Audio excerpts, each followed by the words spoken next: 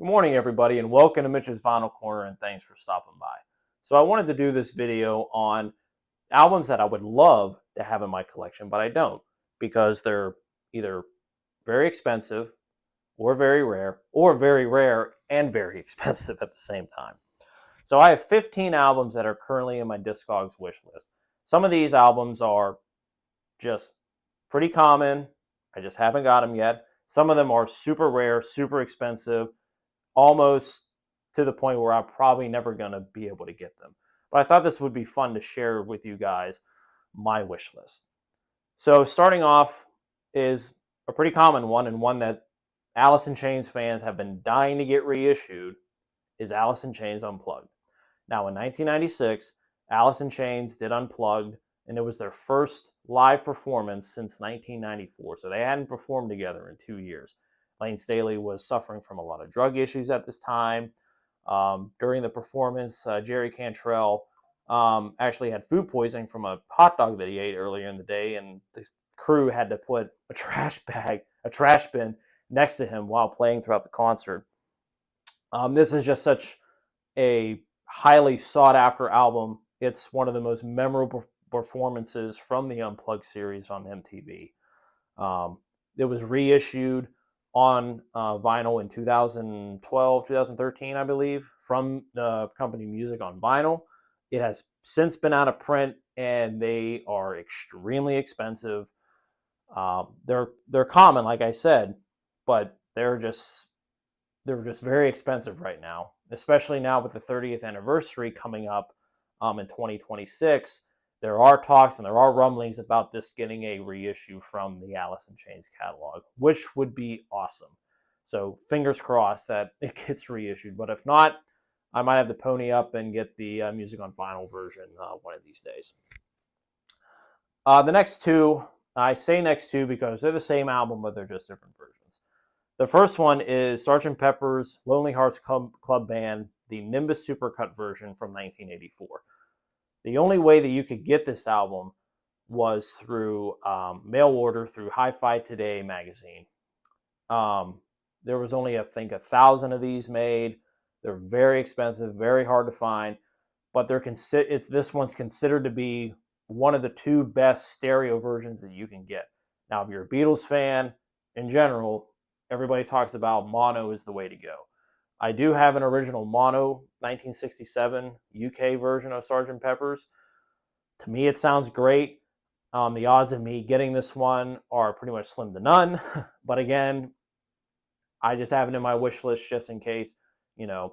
One of these days, if I have enough money, I might be able to purchase it, or possibly hear it first and then decide, do I want it or not? The next one is also a copy of Sgt. Pepper's Lonely Hearts Club Band, but it is the Audiophile version that was done for the Sydney Hi-Fi show in 1983. I believe only 500 of these were made, and it was made from a 33 IPS, I believe. No, excuse me, it was done from a 15 IPS one-off tape copy of the original stereo tapes. And it was sent to EMI in Australia for this specific specific release. Heard a lot of people rave about this. It's extremely rare, extremely hard to find. But yeah, again, maybe one of these days I'll be able to have it in my collection, but the odds of that are pretty slim, but there is always hope. All right, the next one is a pretty common one. I just haven't gotten around to get it, and that's the Black Crowes debut album, Shake Your Moneymaker. Would really just like to get an original pressing of this. It has been reissued a couple times. I heard the reissues are great, but I would really like to just hold out to getting a good original one. They are available. It's just I haven't just stumbled upon one that I want. So still on my wish list. The next one is another pretty common one, and that's Danzig's debut album. Now the problem is that there was for years a lot of unauthorized issues, so like bootleg issues that were coming out. But I think in the last month or two, they were officially reissued. So Danzig 1, 2, and 3. But Danzig 1 is one of my all-time favorite albums, and it's one of the best debut albums in history. Period. getting an original press is, I think it's hard because they're just so expensive. Um, there was one at the Austin Record Show. It was a promo copy. Um, I had it in my hand. I almost bought it, but it was just too much money. I wasn't able to. Me and the gentleman weren't able to come to a deal, unfortunately. But one of these days, again, would like to have an original pressing of that album in my collection. The next one is Metallica's Master of Puppets. Again, a really common album, but I would really like to get an original pressing, an original 1986 pressing of this, because I do have original pressings of Kill 'Em All and Ride the Lightning, so I'd like to round it off and get Master of Puppets, because I think those three albums are peak Metallica in my opinion.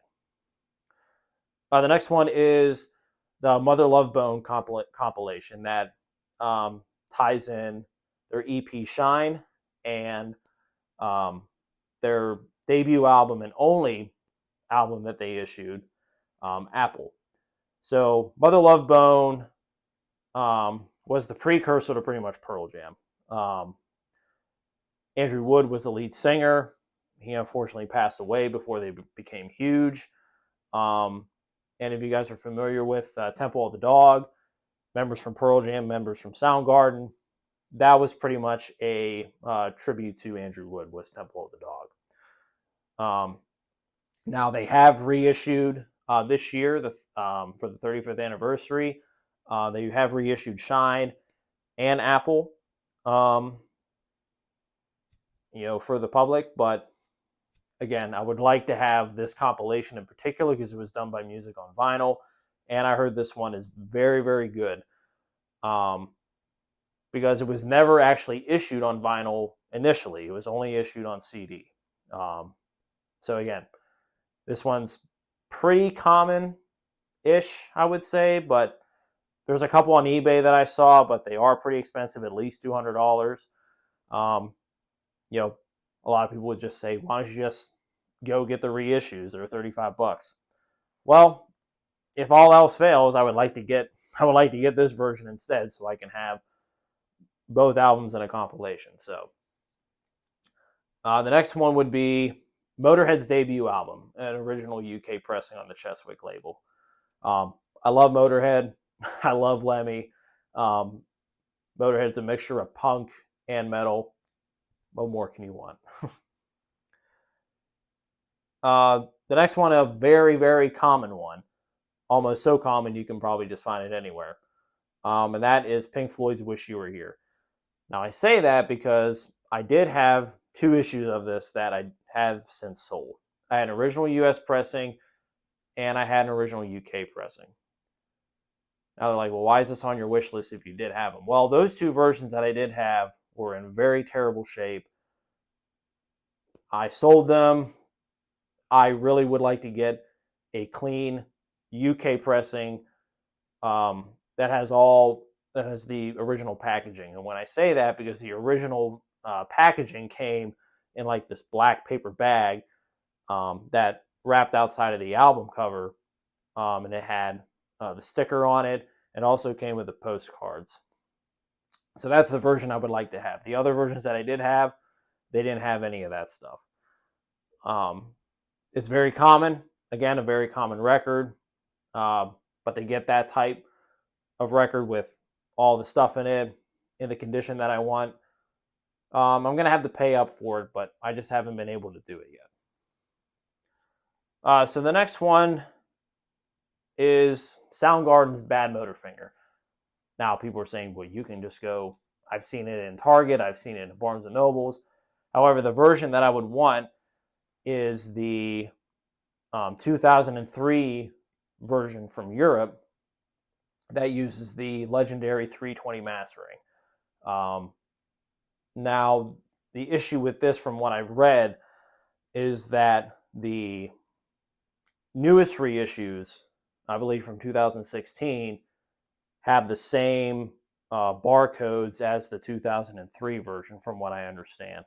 So when you go on eBay and you go on Discogs, there might be some confusion and people might be selling the wrong version to you. So if you're buying this version, from what I've talked to a lot of people, is make sure that you confirm with the seller, if it's not a sealed version, to make sure that they check in the dead wax, because in the dead wax it will say 320, and that's how you know you have the 320 mastering version and not the newest reissues.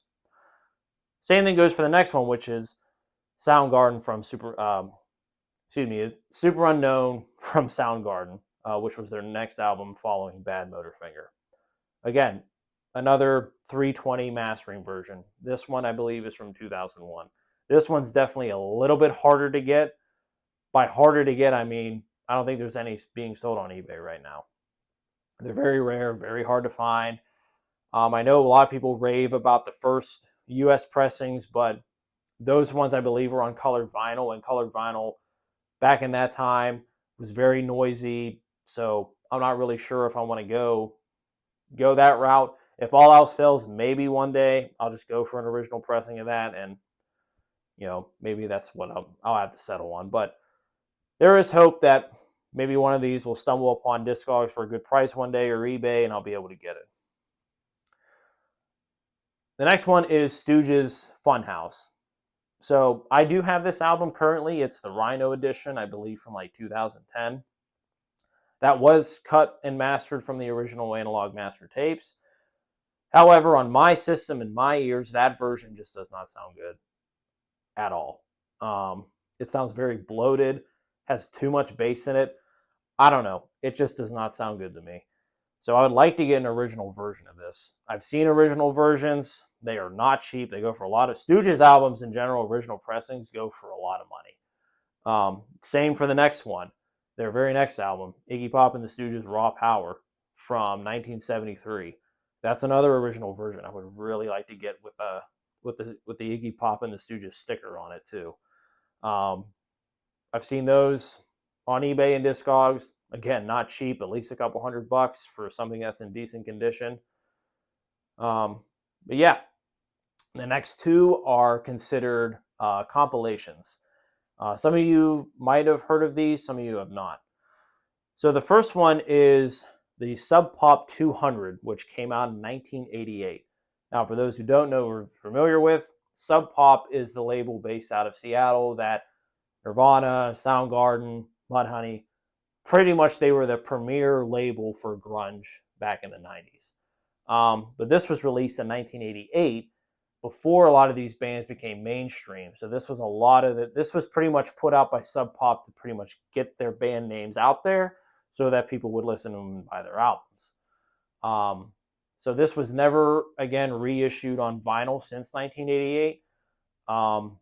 One of the issues is probably getting all the bands that were on this album to agree to do it again with licensing issues and all that. So a reissue on vinyl is, I think it's probably not going to happen, but I've seen these on eBay and Discogs for at least a couple $100 because it was 3 LPs. This would just be really cool to have a piece of history like that.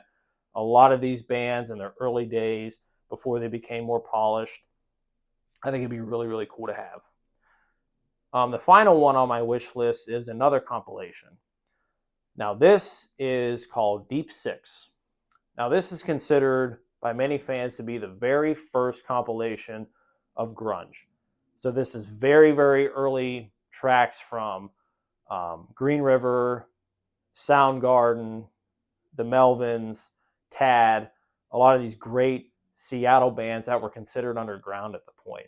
It was released in 1986, and it is probably my holy grail that I've been looking for a very, very, very, very long time. There have been reissues, like bootleg reissues from Europe that have come out since, but trying to find original pressing has been very hard. However, last year in Pittsburgh, I'm actually going to close these blinds. I apologize. It's been raining here all day, but now the sun's come out.